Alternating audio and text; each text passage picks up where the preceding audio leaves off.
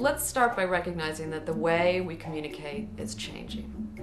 Learning to read and write is still fundamental, but now images, sounds, and interactive communication are everywhere. The ability to communicate in ways other than using words is an area that has not been promoted, I think, heavily enough in the educational system.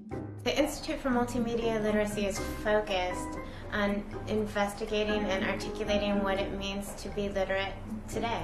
We research innovations in these languages of new media. We're developing our own multimedia curricula that is applicable across a great range of disciplines, grades, and ages. And it offers new possibilities for scholarly research and new opportunities for publication.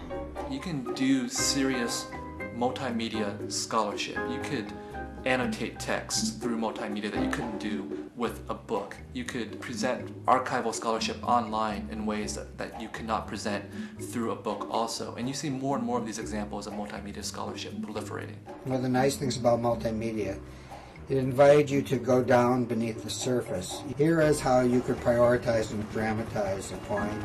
Here is how you could look at the same issue from multiple viewpoints. Here's a way you could layer analysis. We're taking the program into conventional classrooms that wouldn't otherwise be dealing with visual and audio materials. Students can use moving images, they can use graphics, they can use digital video to go interview someone and build that into their understanding of a discipline. I think students probably really understand how multimedia makes meaning through actually putting together a project.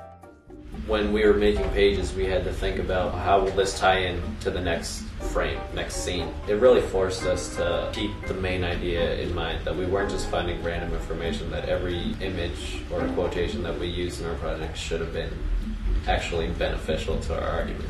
By teaching students how to use the media themselves, we hopefully are empowering them to engage more productively with their culture, with their society.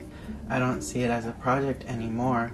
I see it as me looking into the indigenous cultures, and that's something that's part of me that I've never really researched. We're sort of more concerned with the process, and that's what it's about. It's about the students learning the technology and learning how to express themselves and their ideas. As we've seen through this multimedia program, there's actually a tremendous benefit that can be gained by asking students to express their conventional academic ideas through new means, through multimedia. At USC, we've worked with dozens of faculty and thousands of students. We are pioneering our methodology into medical education at the Keck School of Medicine.